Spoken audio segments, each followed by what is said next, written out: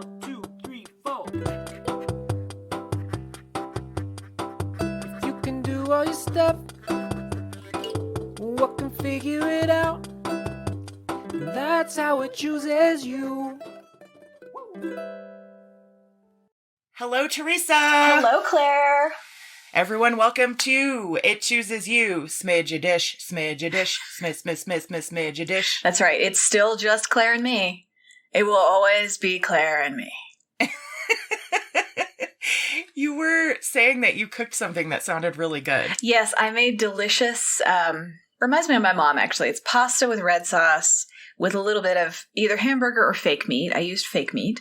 Corn, to be precise. Hey, sponsorships. Hey, corn, I used you in a delicious, very easy dish. I always pronounce it corn. Corn. Yes. Corn. And I added some spicy mango pickle that I got from my friend Claire for Christmas. Ugh. And it makes it so delicious. If you all don't have spicy mango pickle, you need to get on the spicy mango pickle train. Yeah, Patak brand. I was saying that I knew you would like that condiment because it reminds me of your personality. It's spicy and a little funky and kind of mean, but in a good way. Yeah, my heart is full at that description. I feel like mean in a good way is probably the best I can expect describing my personality. So I'll embrace it. Thanks. Yeah, it is delicious. It's delicious. Just a little tablespoon in the thing, and it just changes it just makes it so complex and wonderful. So good. You're making me realize I've been a little too stringent in my spicy mango pickle application. I need to expand my use of it. I have numerous times said to myself, Claire, quit being a dumbass. This would be delicious in everything. I'm actually considering trying it on vanilla ice cream when it warms up a little bit, because I wonder if that would be delicious too. Try everything on vanilla ice cream.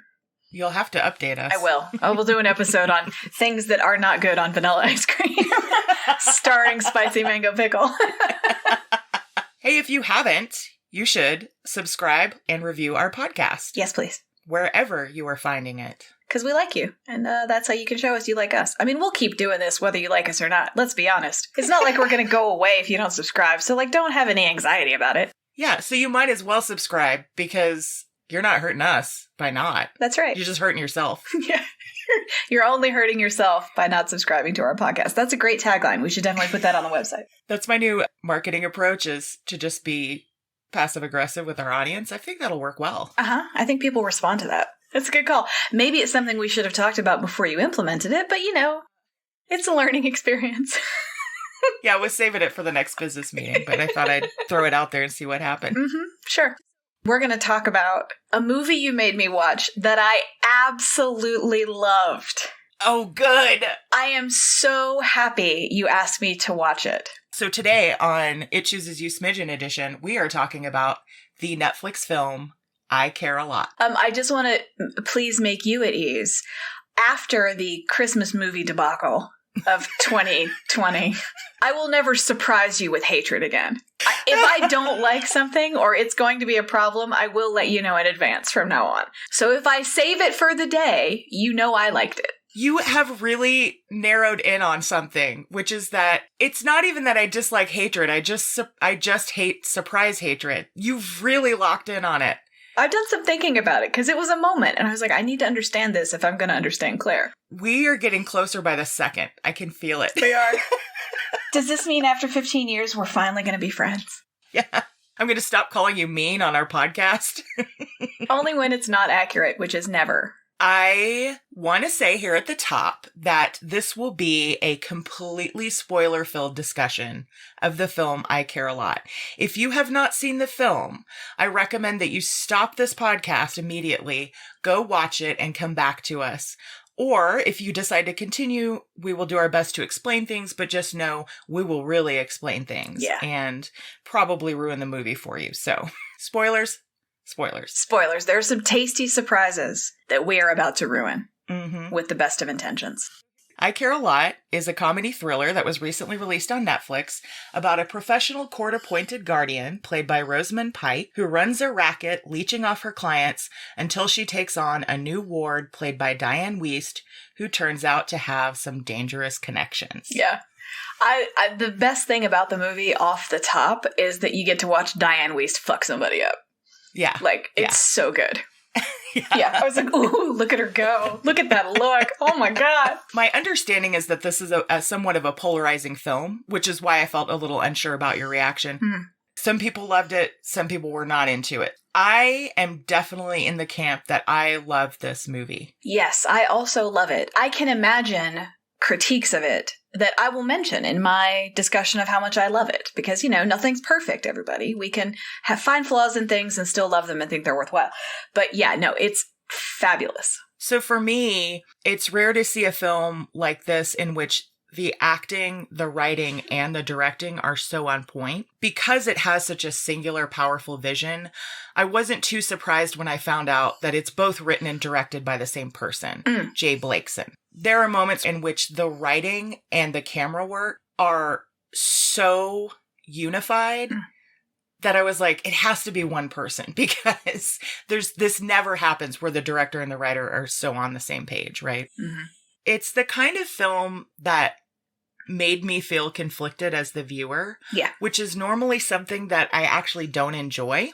The conflict it made me feel itself was delicious. I really enjoyed having conflicting emotions while seeing the movie. Yes. There's a lot in it. The first line, when I was like, oh, I'm definitely going to like this, I sort of had an idea of what it was about. And she has some voiceover narration at the start. Rosamund Pike does. Her character is Marla something. Marla Grayson.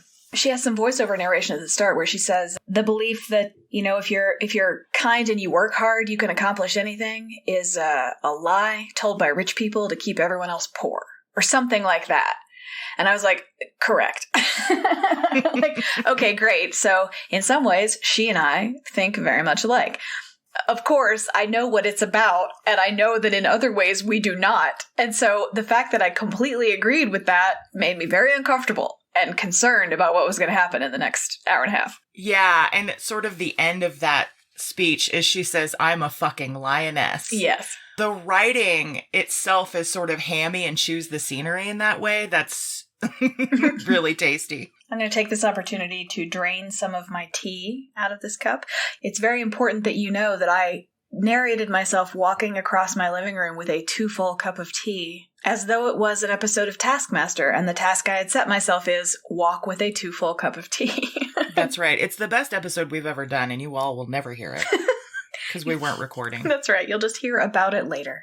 My conflict watching it was that on the one hand, as a feminist, I was completely rooting for her. Yeah.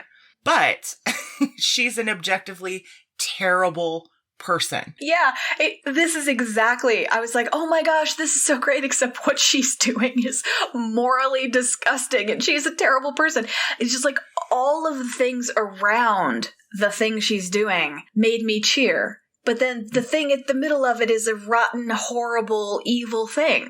I am 100% here for the white woman as a villain. Oh, yeah. It's not completely new, but it's something that as we watch the Karens of the world, as they're being filmed, we're starting to see that more and more in popular culture, that white women can be, and indeed often are, the villains in the story, right? Every moment we exist, Claire, we are Karens in potentia, and it is our duty to never fall into Karen-ness.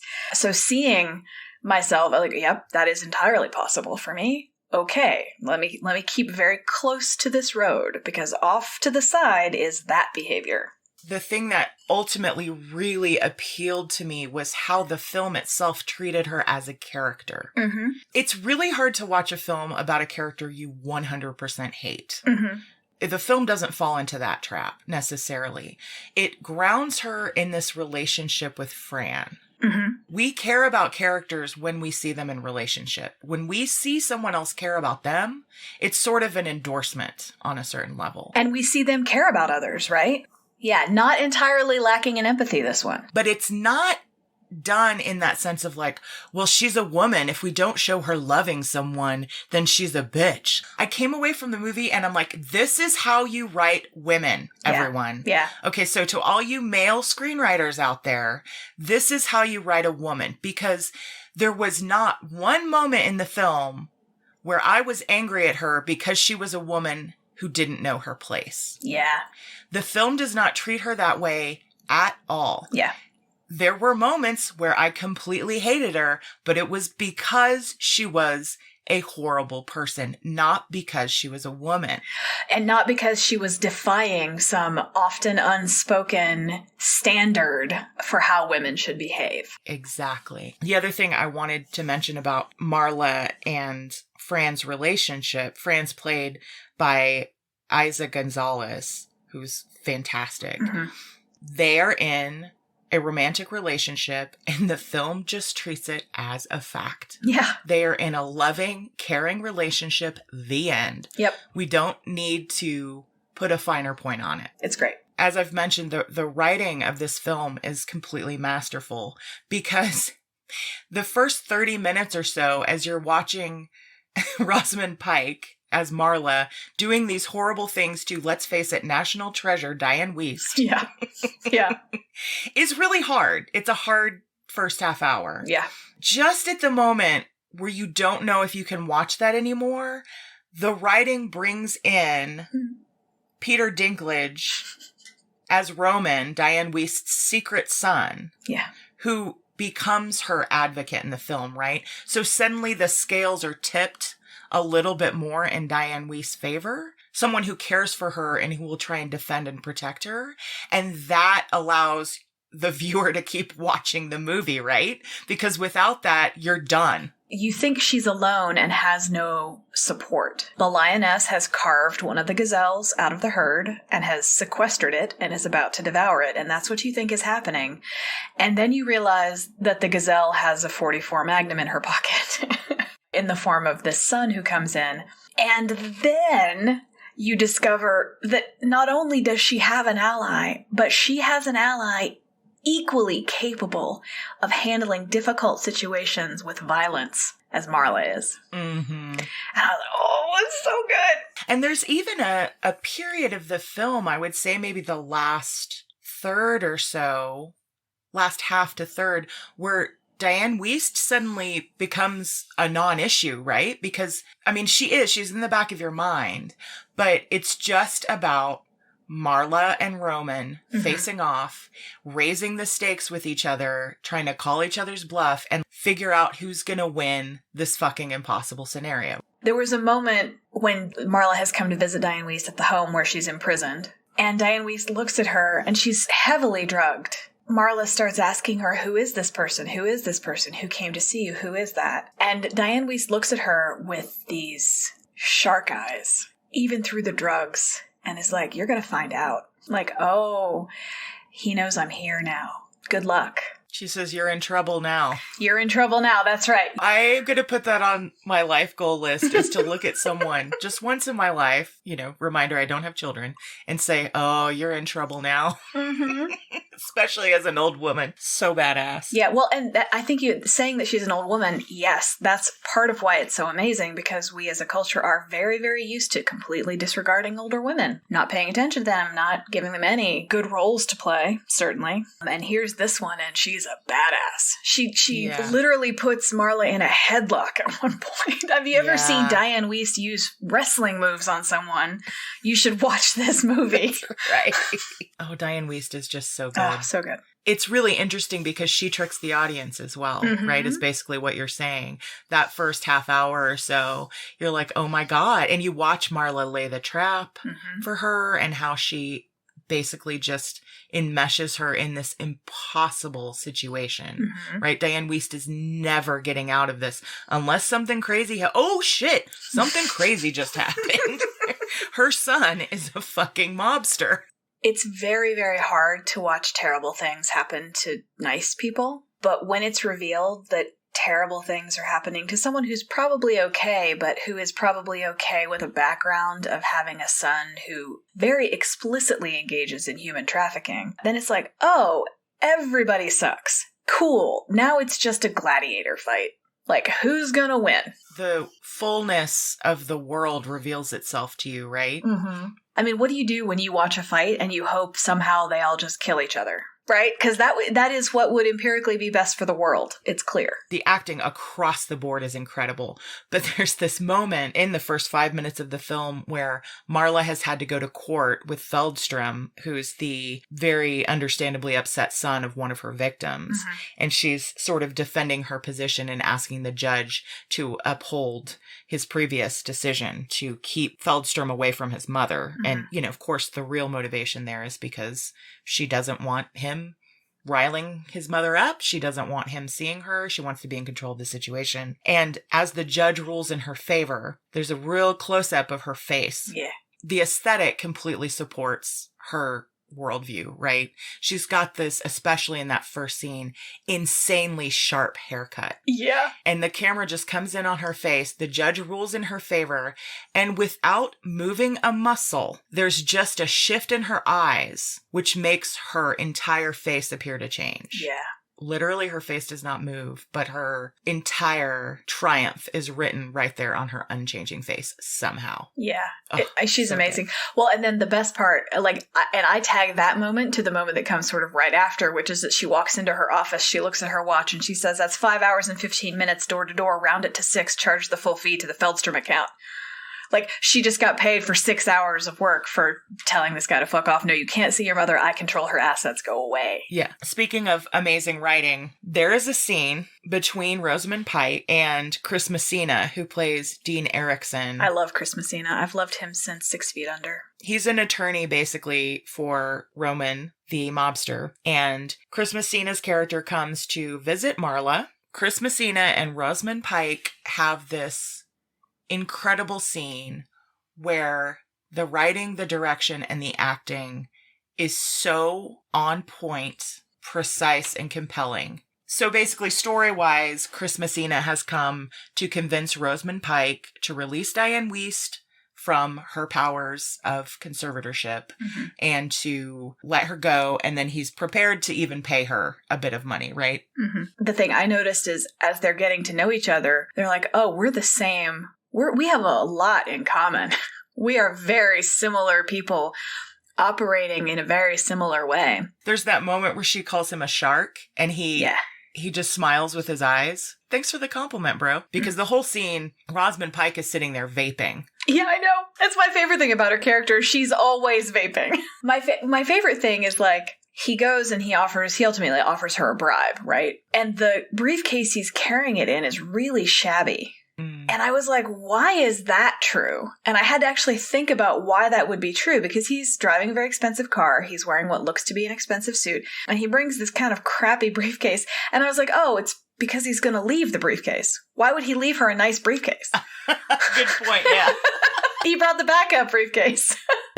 So, you know, of course, this standoff between Peter Dinklage and Rosamund Pike escalates as he wants her to free his mother. And eventually she's almost killed. She and her partner, Fran, are almost killed. And then she takes her revenge out on him and basically arranges it so that she would become the conservator for him. And it's at this moment that Peter Dinklage says, hey, I have a better idea than this bribe you want. I can give you the bribe, that's fine. But what if we go into business together? Mm-hmm.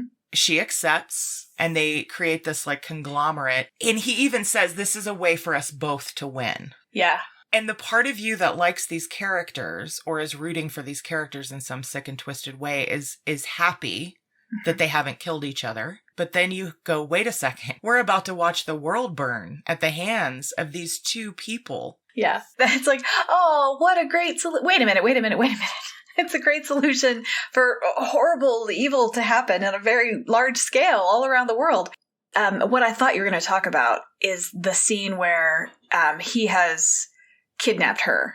And he's, got her tied to a chair at a construction site. And he's trying to figure out how he can get his mother out of this situation. And they're getting sort of taking the measure of each other. She's like, your first impulse was right. Buy me off. You just started way too low. And I was like, oh my God, I want to be able to negotiate like that when my life is on the line. She's like, the easiest thing to do is just pay me off. Otherwise, it's going to be years and your mother will suffer for this long. And like, just buy me. And he makes a different choice, but yeah. The one bone to pick, which is a phrase my mother uses, the one bone to pick I have is that when at a certain point Marla and Fran have to, go on the lam because he knows where they are and they're coming for them, they don't bring their passports. And I'm like, you guys, you run a huge company with all of these legal requirements, and also it's a lie and you're stealing from people. And you're not organized enough to remember to bring your passports when you go on the lam. That's the one thing I was like, come on. Yeah, and a lot hinges on that moment of forgetfulness. What did you think of the ending? I really, really liked it. And do you know why? Because in the end, it would be fine if both Roman and Marla, it would be fine with me if they killed each other. Like, I don't mind either of them dying, but it's somehow much, much more satisfying that a good person who loves his mother is the one to take her out. I was like, oh, evil doesn't conquer each other. Evil bands together and takes over more of the world. Good conquers evil. Yeah, so Feldstrom shows back up. It's such a Chekhov's gun moment, right? You're like, of course. They dropped it in the beginning. Of course. He was ready to kill her in the beginning. Well, and also in the beginning, she's talking to Fran after he had just threatened her. And she's like, do you know how many times men have threatened me? If there's a woman who won't do what you want, you call her a bitch and then you try and scare her. You know how many times it's happened to me? Thousands. You know how many times it's come to anything? Twice. And then it comes to something twice in the movie. I think part of why I felt like she wasn't punished for being a woman was because the film let her win. Mm-hmm. Also, obviously, letting Roman win. Then takes her out after she won, right? So she becomes really successful. And it's like, well, she has to be taken out for it to be emotionally satisfying for us, because otherwise this evil has just been unleashed upon the world. So it is satisfying that she's taken out. It's exactly what you say. It's the nice people that she talks about disparagingly in the beginning of the film. Mm-hmm. The nice person takes her out, right? That's right. Thank you so much for telling me to watch it. It was just delightful. Everyone should go watch it immediately. That's what you're doing this Sunday. That's right. I Care a Lot on Netflix.